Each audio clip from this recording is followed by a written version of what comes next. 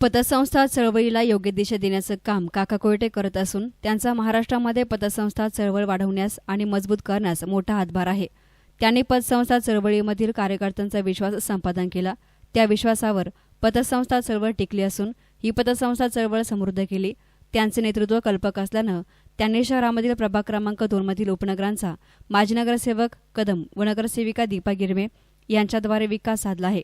असंच हातभार कोपरगाव तालुक्याच्या विकासामध्येही लावावा असं प्रतिपादन अहमदनगर जिल्ह्याचे पालकमंत्री नामदार राधाकृष्ण विखे पाटील यांनी केलं. प्रभाग क्रमांक 2 मधील विकास कामांसाठी निधी उपलब्ध व्हावा यासाठी राज्य सहकारी पतसंस्था फेडरेशनचे अध्यक्ष काका कोयटे यांनी महसूल तथा जिल्ह्याचे पालकमंत्री नामदार राधाकृष्ण विखे पाटील यांच्याकडे पाठपुरावा करून महसूल मंत्री विखे पाटील यांनी त्याची दखल घेत जिल्हा वार्षिक योजना 2023 आणि 24 अंतर्गत 1,10,00,000 रुपयांचा निधी उपलब्ध करून दिला होता. त्या निधीअंतर्गत सुभद्रानगर भागातील पेव्हिंग ब्लॉक बसवणे, जानकी विश्व भागातील रस्त्यांचे डांबरीकरण करणे, डॉक्टर भांडगे घर ते संजीवनी जनरल स्टोअर रस्त्याचे डांबरीकरण, साईडपट्टीस पेव्हिंग ब्लॉक बसवणे, येवला रस्ता ते स्वामी रंग अपार्टमेंट ते सरोदे घरापर्यंत रस्त्याचे डांबरीकरण करणे, कांगोणे घर ते निवारा टेरेसपर्यंत भुयारी गटार बांधकाम करणे आदी कामांचे भूमिपूजन करण्यात आले. कोपरगावसह राहाता तालुक्यासाठी MIDC अनुदान दिल्याबद्दल नामदार राधाकृष्ण विखे पाटील यांचा जाहीर सत्कार व राजेश परजणे यांची राष्ट्रीय डेअरी विकास या संस्थेच्या संचालकपदी निवड, डॉक्टर रामदास सावड यांना भारत सरकारच्या वतीनं दिला जाणारा राष्ट्रीय धन्वंतरी पुरस्कार मिळाल्याबद्दल आणि झी मराठी परत मुंबईला जावं लागलं. ऑनलाईन शूटिंग मुंबईला उद्घाटन केलं. आज जिल्ह्यामध्ये आपण 8 वाळू डेपो सुरू केलेत. 2 कोपरगाव तालुक्यात सुरू केलेत.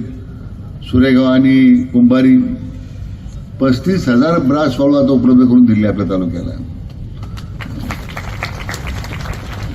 त्यातून घरकुलातल्या लाभार्थ्यांना मोफत आपण वाळू देतोय आणि 600 रुपयाप्रमाणे जे आपले नागरिक आहेत वाळूची मागणी करतात त्यांना 15 ब्रासपर्यंत सुद्धा वाळू द्यायची आपण व्यवस्थामध्ये केलेली आहे.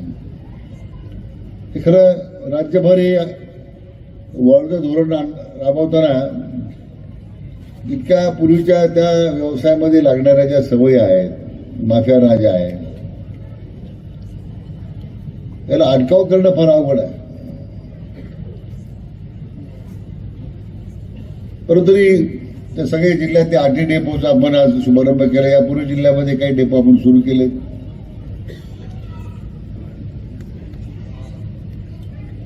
दुपारी परत सुधारणा विमान मिळालं. मग शिर्डीला उतरलो. त्यामुळे आता आपल्याला भायगावला पण जाता आलं नाही. परंतु भायगावामध्ये एक समर्थ नेतृत्व आशुतोष रुपयांच्या त्यांच्या रूपानं असल्यामुळे तिथे काय आता मला जाण्याची आवश्यकता नाही आहे. त्या दृष्टीने त्याच्यावर काम करण्याची आवश्यकता आहे. म्हणून अशा अनेक वेगवेगळ्या योजनेतून जो काही निधी लागेल तो निधी देण्याचं मी आशुतोषजींना आश्वासन दिलेलं आहे, ते मान्य केलेलं आहे. कारण पिण्याच्या पाण्यासाठी मग डागाजींनी उल्लेख केला की पहिलं महत्वाचं काम तिने गाळ काढण्याचं केलं. अजून बराच गाळ आपल्या तालुक्यातला काढायचा आहे किंवा आता सुरुवात झाली गाळ काढण्याची. मराठी वाहिनी सारेगमप लिटिल चॅम्प्स 2023 ची महाविजेती गौरी अलका पगार यांचा सन्मान सोहळा प्रभाग क्रमांक 2 मधील जानकी विश्व कॉलनीमध्ये संपन्न झाला. त्याप्रसंगी ते बोलत होते. याप्रसंगी बोलताना काका कोयटे म्हणाले की महाराष्ट्रामधील सहकारी पतसंस्थांचे विविध प्रश्न सोडवण्यासाठी नामदार राधाकृष्ण विखे पाटील यांचे नेहमीच मोलाचे सहकार्य लाभले आहे. त्यांच्या माध्यमातून प्रभाग क्रमांक 2 साठी निधी भेटल्यामुळे या भागातील विकास करता येत आहे. राहाता आणि कोपरगाव तालुक्यात MIDC मंजूर केली असून तालुक्यासाठी निधी उपलब्ध करून दिला तर कोपरगाव तालुक्यात विकासाची गंगा वाहील. असो किंवा नसो, विखे घराण्याचा कार्यकर्ता म्हणून माझी जी ओळख आहे तिचा मला साहेब आनंदही आहे आणि अभिमान सुद्धा आहे. आणि विखे घराणं हे मैत्री जपणारं घराणं आहे. एखाद्या कार्यकर्त्यावर जर त्यांनी जीव टाकला तर अक्षरशः जीव ओवाळून टाकायला सुद्धा विखे घराणं कमी करत नाही. याचे वैयक्तिक सुद्धा मला अनुभव आले. माझ्या वैयक्तिक जीवनामध्ये मला आठवतं, माझ्या आईची तब्येत सिरियस झाली. पुण्याहून मी आईला घरी आणत होतो त्यावेळेस विखे साहेबांचा माझा फोन झाला आणि विखे साहेब तातडीने म्हटले, काका तुम्ही जसे असाल तसे प्रवरा हॉस्पिटलमध्ये जा, मी त्यांना म्हटलं की साहेब डॉक्टरनी सांगितलंय की आता तुम्ही घरी न्यायची वेळ आलेली आहे. साहेब मला म्हटलं काका तुझी आई आहे ती माझी आई आहे, तू ताबडतोब प्रवरानगरला जा. आणि मी प्रवरानगरला गेलो. त्या ठिकाणी आमच्या आईला त्या ठिकाणी उपचार करण्याकरता अँब्युलन्स डॉक्टर सगळे हजर होते. दुर्दैवाने त्याच्यामध्ये यश आलं नाही, परंतु त्या आमच्या आईच्या अंत्ययात्रेला साहेब प्रवरानगरपासून जे आले त्याच्या अंत्ययात्रेचा शेवट होईपर्यंत साहेब आपण जवळपास 5 ते 6 तास माझ्याकरता या ठिकाणी थांबून होता. आणखी एक महत्वाचा प्रसंग आठवतो मला.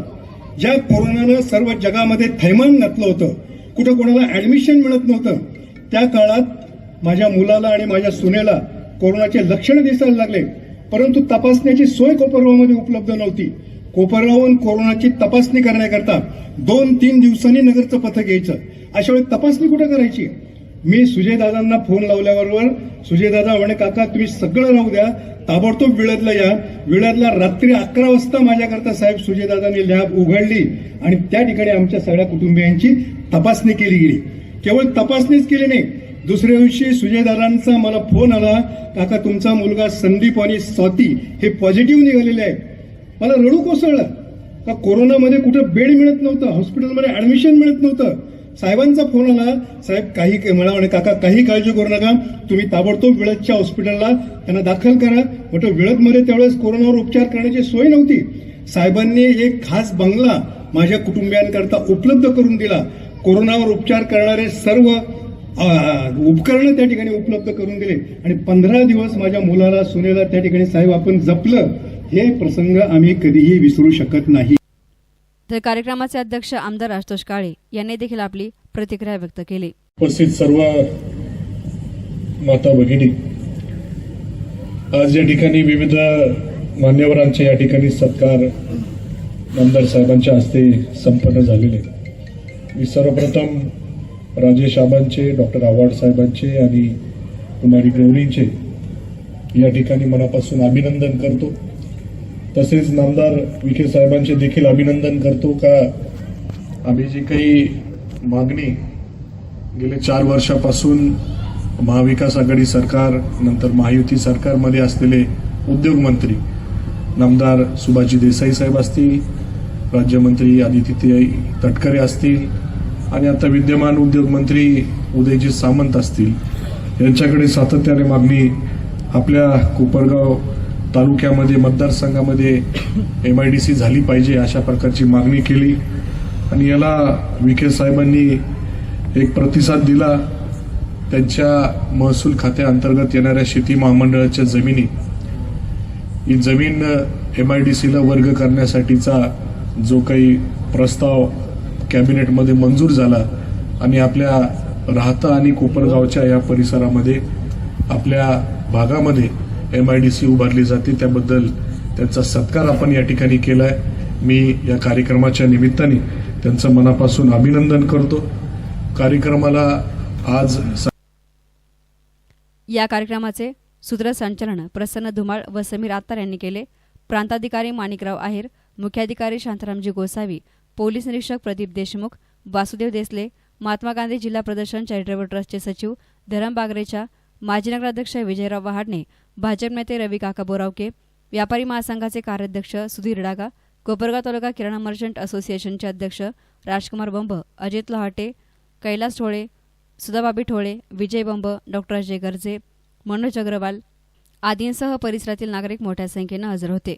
याप्रसंगी आभार देविदास झालटे यांनी मानले. एस9 मीडियासाठी प्रतिनिधी युसुफ रंगरेज, कोपरगाव.